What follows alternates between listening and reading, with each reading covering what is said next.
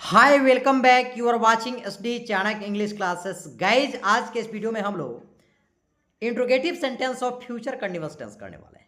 अगर बात करते हैं इंट्रोगेटिव सेंटेंस की, तो इंट्रोगेटिव सेंटेंस का हिंदी होता है प्रश्न सूचक वाक्य या प्रश्नवाचक वाक्य, वैसे वाक्य जिसमें प्रश्न का बोध होता हो। A sentence that asks a question is called interrogative sentence. वैसे वाक्य जिसमें प्रश्न पूछा जाता हो, वैसा वाक्य जिसमें प्रश्न का बोध होता हो, उस तरह के वाक्य हम इंट्रोगेटिव सेंटेंस करते हैं। अगर बात करते हैं इंट्रोगेटिव सेंटेंस की, तो इंट्रोगेटिव सेंटेंस के टाइप्स की बात करें तो इंट्रोगेटिव सेंटेंस के टाइप्स दो होते हैं। एक होता है यस नो इंट्रोगेटिव और एक होता है WH वर्ड फैमिली वाले इंट्रोगेटिव। तो आज हम यस नो इंट्रोगेटिव पढ़ने वाले हैं। यस नो इंट्रोगेटिव क्या होता है? तो वैसे वाक्य जिसमें हम हाँ और ना से उत्तर दे सकें, उसे हम यस नो इंट्रोगेटिव कहते हैं। जैसे आपसे मैं कहूं क्या तुम पढ़ते रहोगे, तो आप कह सकते हैं यस या नो, हाँ या नहीं से उत्तर दे सकते हैं। अगर मैं कहूँ आप क्यों पढ़ते रहेंगे, तो उसमें यस नो से उत्तर हमारा कंप्लीट नहीं हो सकता है, इसलिए उसे हम WH वर्ड इंट्रोगेटिव कहते हैं।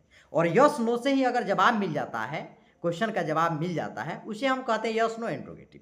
तो आज जो है इस वीडियो के माध्यम से हम लोग फ्यूचर कंटीन्यूअस टेंस में या फ्यूचर इम्परफेक्ट टेंस कहें या फ्यूचर प्रोग्रेसिव टेंस कहें, तो इसका जो है हम लोग यस नो इंट्रोगेटिव इससे वीडियो के माध्यम से अभी करने वाले हैं। तो चलिए इसके स्ट्रक्चर की बात करते हैं। यस नो इंट्रोगेटिव का स्ट्रक्चर क्या होता है, तो पहले इसके स्ट्रक्चर को देख लेते हैं। तो यह इंट्रोगेटिव सेंटेंस का स्ट्रक्चर होता है विल प्लस सब्जेक्ट। विल या सेल दोनों वर्ब का यूज किया जा सकता है सब्जेक्ट के अकॉर्डिंग। विल या shall plus subject plus be plus verb के साथ ING प्लस ऑब्जेक्ट या कॉम्प्लीमेंट, इसका जो है स्ट्रक्चर होता है इंट्रोगेटिव सेंटेंस में यस नो इंट्रोगेटिव का। चलिए अब इसके कुछ उदाहरण है, इसको बना लेते हैं। दिया हुआ है क्या तुम पार्टी में आ रहे होंगे। क्या तुम पार्टी में आ रहे होंगे, यस नो से उत्तर दे सकते हैं हाँ या नहीं। ठीक है, तो यस नो इंट्रोगेटिव वाला यह सेंटेंस है। तो चलिए बनाएंगे। सबसे पहले क्या तुम पार्टी में आ रहे होंगे, तो सबसे पहले इसमें क्या होता है, हेल्पिंग वर्ब जो होता है उसको बाहर रखना होता है। तो हेल्पिंग वर्ब हमारा विल बी सेल भी है क्योंकि कंटिन्यूअस है। तो विल यू के बाद बी रखेंगे, तो will you be coming to the party, बिल्कुल करेक्ट हो जाएगा। नेक्स्ट देख लेते हैं। दिया हुआ है क्या वह शाम को खाना बना रही होगी, will she be cooking dinner in the evening, बिल्कुल करेक्ट है। नेक्स्ट देख लेते हैं। दिया हुआ है क्या वे कल फुटबॉल खेल रहे होंगे। क्या वे कल फुटबॉल खेल रहे होंगे, will they be playing football tomorrow.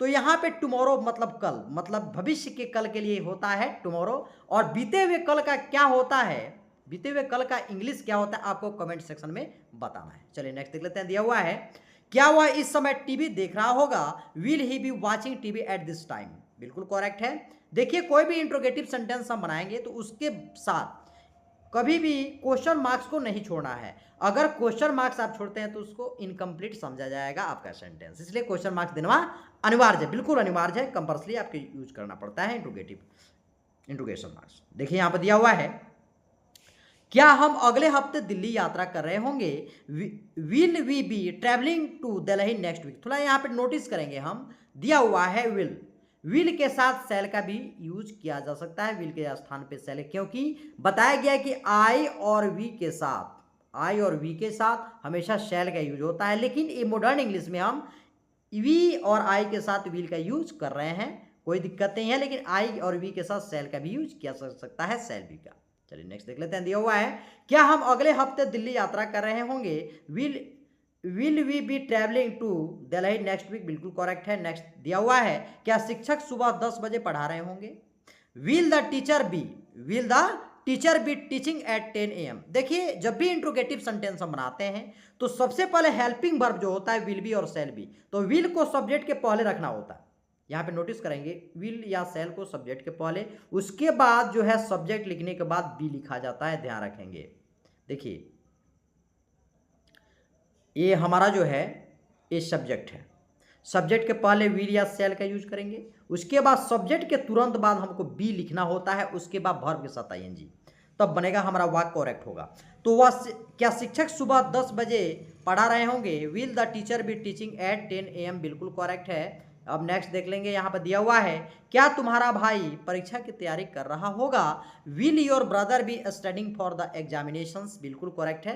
अब यहाँ पे नेक्स्ट देख लेते हैं। दिया हुआ है क्या वह संगीत समारोह में गा रही होगी, क्या वह संगीत समारोह में गा रही होगी? Will she be singing at concert? बिल्कुल करेक्ट है। यहाँ पे समारोह का इंग्लिश जो है कंसर्ट है, बिल्कुल आप जो है नोट डाउन कर लेना है। नेक्स्ट दिया हुआ है, क्या वे नए प्रोजेक्ट पर काम कर रहे होंगे? Will they be working on the new project? बिल्कुल करेक्ट है। नेक्स्ट है, क्या वह अपने काम के लिए लैपटॉप का उपयोग कर रहा होगा? Will he be using the laptop for his work? आपको कमेंट सेक्शन में बताना है, क्या तुम लोग अपना काम कर रहे होंगे? इसको आपको कमेंट सेक्शन में बताना है, इसका क्या होगा। अगर ये वीडियो आपको पसंद आई हो तो लाइक करें, सब्सक्राइब करें और ज़्यादा से ज़्यादा शेयर करें। फिर मिलते हैं अगले वीडियो में। Thank you so much watching for this video.